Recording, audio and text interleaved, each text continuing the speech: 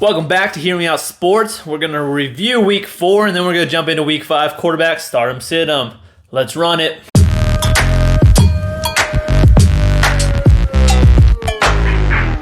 So, Week 4 review. We're kicking it right off the bat now with our QB rating, 59.38%. Not that great.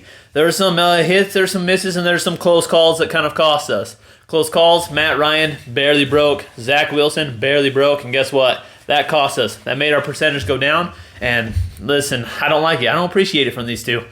Hits, though. Jared Goff, man. He is really showing his ceiling.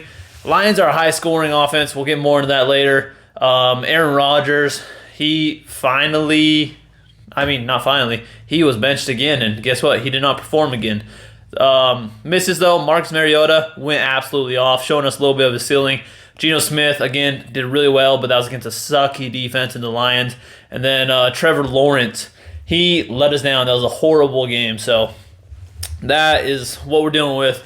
Let's head over to Thursday Night Football, where we got the Colts versus the Broncos. Matt Ryan and Russell Wilson both benched. I believe both of these people actually broke the threshold last week, but the Colts average 13.8 points per game as far as with Matt Ryan at quarterback. He's only getting just below 14 points per game. So I don't have a lot of faith. Broncos, they are the number 4 defense against quarterbacks.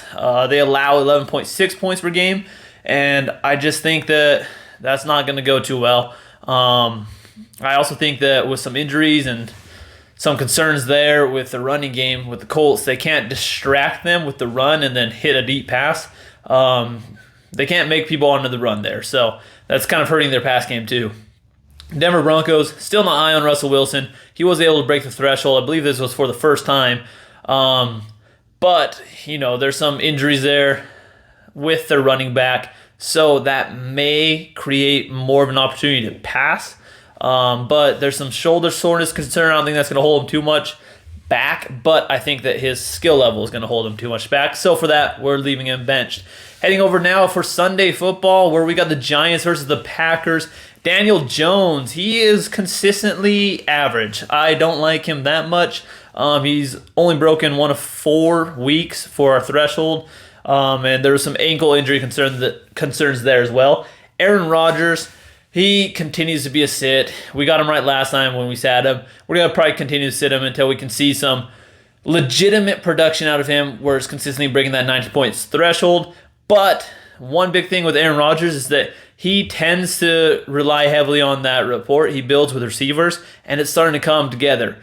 He's had some decent games. He's thrown for multiple touchdowns in a couple different games now. So I have faith that he can break it even in this one. So he's a threshold. He's a fringe start for me.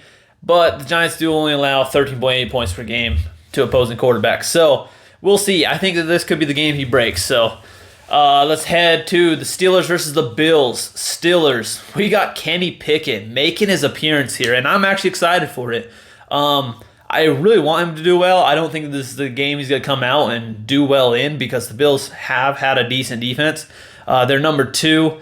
I also think that it's going to be a hard game. That's all that there is to it. One thing that might be big, though, is because the Bills might be racking up points, they might have to rely on passing game. But Bills, on the other hand, I think that with Josh Allen, you just continue to start him. There's no reason not to. He's 4 for 4 on breaking our threshold. He's the number 2 QB, and he's just coming in shy of 29 points per game. So, Kenny Pickett, I hope to start him next week. We'll see. Josh Allen, almost always a start. Chargers versus Browns. Here in Cleveland, we got Justin Herbert. I'm starting him. He averages 20.6 points per game, and I think the Browns are a mid-tier defense. I think they could give him some trouble, but not enough. He had a really good game last time, despite him still recovering from that rib cartilage injury. And he has just good targets all around. Good tight end. He's got great receivers, and he's got a good running back. He was able to really hit some passes out to the right with Eckler and get some touchdown production out of them. Browns, though, with Jacoby Brissett, he's almost always a sit. He hasn't broken threshold. He is a fringe, though, because Chargers are the number 26 defense, allowing 18.8 points per game. And so if this turns into some sort of shootout just because of the Chargers' horrible defense, then maybe he gets some love. He's going to have to be chasing from behind too, so that could generate a lot more passing as well. We got the Bears now versus the Vikings. Justin Fields, man, let me just give you a quick little thing here, right? He just is not passing enough targets. I think it's around 72-ish targets total on the season. Jimmy G, he's thrown more targets, and he's only played in a game and a half. Zach Wilson, he's halfway there, and he's only played in one game. Dak Prescott is halfway there, and he's only played in half of a game. So it's kind of ridiculous that he's pretty close to attempts there with all these other quarterbacks who have not played or have played very limitedly. Played very little, I should say. He averages 10.4 points per game, and he's the number 31 quarterback. That's just horrible. Like, there are backups that are doing better than him. I don't think necessarily their skill levels better, but they have more of an opportunity, which lets them be able to do more with it. Vikings, we got Kirk Cousins. They have a good run game, and that's the reason why I'm sitting him. I think the Bears have an all right defense, and I think the Vikings are starting to look better on offense, so he is a fringe start for me. But until I see more with Justin Jefferson especially, I'm gonna bench him. He's broken the threshold once, but only once, so not too much love here. Now, I really like this game. I'm a Detroit Lions fan, as I've mentioned multiple times. Jared Goff, man, the Lions are averaging 35 points per game. They are a high-scoring offense. Half of that comes because their defense is absolute trash, so they have to keep putting points up on the board if they're ever going to win a game. So that alone has pushed Jared Goff to the number 5 quarterback.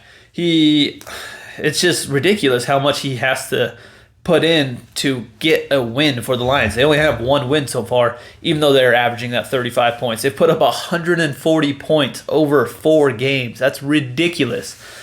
Patriots, on the other hand, Mac Jones hurt. Bailey Zappi, he's probably the one stepping in because Brian Hoyer, who is the backup, he's still recovering from a concussion. We'll see what happens. Maybe with some injury concern from Tua's whole situation, they keep him benched this game. I'm actually excited to see Bailey Zappi perform here in this game. I think this is a good team to start it off against. I hope he can do a lot with it, but because of he's second string and all that, I just don't have a lot of hope there. But Lions are the number 32 defense, which, it's very doable that Bailey Zappi goes off here and looks well. So let's look at that. Seahawks now versus the Saints. We got Geno Smith. Geno Smith continues to surprise me. Now, do I still have him in the sit column? Yes, I do. But I think it's because he's going against a much better defense. And I think the games he's gone off on is because he's usually going against a not great defense. I think that New Orleans Saints actually has a pretty dang good defense against tight ends. And because Seahawks rely so heavily on their tight ends, I think that could give them some trouble and make them have to rethink their strategy, which could mess up Geno Smith a little bit. New Orleans Saints, on the other hand, we got Andy Dalton. I want to start him. I really do. I think the Seahawks, though, they're just going to give him at least enough trouble. They're not a good defense, okay? Let's get that straight. They're number 27, giving up 21.9 points per game. And I do think Dalton is the better passer, but I need to see it first. Didn't see it last game. I need to see it in this one in order for me to feel comfortable starting him in the future. But that's what we're doing with that game. And now we're heading over to the Miami Dolphins versus the New York Jets. We got Teddy Bridgewater. The reason I have him in the start column has nothing to do with his skill level. I think he is a backup quarterback. I think he's a good backup quarterback, but I think he's a backup quarterback nonetheless. I'm just super hesitant to start him, so for that reason, he's a fringe, by the way. But he has just such great targets there. New York's defense also isn't that great, but man, you hit freaking any one of his receivers or even a running back, and they can do something huge with it. I don't need to cover too much in there, but you got Tyreek Hill who, here, let me just dump the ball off to you and you run for a 70-yard touchdown. And guess what? All those count towards Teddy Bridgewater's points. Zach Wilson, coming off of his injury in week 4 and playing his first game of 2022, he showed off pretty good. So I hope that he can do well even against the Dolphins defense, which is a pretty decent, good defense. I want to see it more. So he's also a fringe. I want to see that this is consistent. This isn't a one-off, like let's hope for the best type of thing. But Miami, I think that they're good defense, even though they rate number 30 as far as points allowed. But let's keep in mind that they've played Buffalo and Baltimore, two really good teams. So let's just keep that in mind. I think they're still a good defense, but I think Zach Wilson's going to put up over 19 points on them. Now we head over to Tampa Bay where we got the Falcons versus the Buccaneers. Tom Brady finally impressing us with a decent, good game. Finally looking like his old self. Atlanta is a mediocre defense, so he can continue to look like his old self, especially with Evans and Godwin back. I like it. 52 attempts last game alone, which is really good. He almost hit the amount of attempts that Justin Fields has had over the entire season in just one game. Falcons, on the other hand, Marcus Mariota, although he went off last game, I think that is more of his ceiling. That is a one-off performance, so I'm going to keep him on the bench, especially because Tampa's defense is pretty good. I think he's got a low floor and not the greatest ceiling in the world, and for that reason, we're going to have him bench. Tennessee Titans versus the Washington Commanders. I went back and forth with Ryan Tannehill. Left, right. He's a fringe player, but Washington's run defense is pretty good, so I think they're going to have to rely on the pass. And with them using Derrick Henry more in the passing game, I think that's going to work towards his benefit when it comes to fantasy points. Commanders, we got Carson Wentz. Miami, not Miami. MIA is actually what I wrote down in my notes, so I said Miami. He was missing in action, MIA, last 2 weeks. His first 2 weeks came off hot. He was great. Now he's looked like absolute trash. I really want to see it come back before I start him again. Houston Texans versus Jacksonville Jaguars. Davis Mills, he's a sit, continues to be a sit. No faith there. Trevor Lawrence, I do have faith. He had a terrible game last time. I'll owe some of that to the weather, but came up with -9 points from his turnovers. Those 4 fumbles and 1 interception, and that's just horrid. If he didn't get that, he'd be around 16 points, and he actually might be higher just because he would have had more time on offense. But I think that he can break that threshold on a more consistent basis because they are a pass-heavy offense, and he seems to be doing good. So I'm hoping for a solid bounce back here in Week 5. Now, 49ers versus the Panthers. Jimmy G, I really want to see Jimmy G do well. I think he's probably the better passing option, and it should reward the receivers there a lot more with people like Debo hopefully getting more points. But I need to see it first. So he's a fringe if you need to, if you're in a double quarterback league and you need someone. I wouldn't shy too much from starting him, but be careful, especially if you're in a one quarterback league. He's probably not your option. Panthers, Baker sucks. That's all it is. And 49ers, they actually have the number 1 defense against quarterbacks. So I think that they could give him a hard time. One of these games, I believe he's going to connect. He's going to go off with the likes of DJ Moore and some of the other targets there like Robbie Anderson. But I don't think this is going to be the game. Now, Cowboys versus Rams. Cooper Rush, like him. I really do. But he has a high floor but a low ceiling. So I am going to leave him in the sit column. Rams give up 90.1 points per game, so maybe he barely passes that 90-point threshold, but he's not doing anything super great there.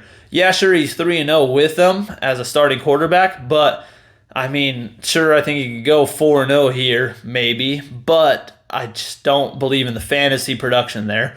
Rams, Matthew Stafford, he kind of failed us last time. He's the number 25 quarterback. Not great. Some people who are over him are Mills, Mayfield, Aaron Rodgers, and that's just not people who you want in front of you, especially this season where those people have been horrible. That just proves what's going on with Matthew Stafford this season. He's had 6 interceptions compared to his 4 touchdowns, and he averages 12.4 points per game. He only has 1 serious target in Cooper Kupp, and Dallas doesn't give up that many points, so I think they're going to give him a hard time.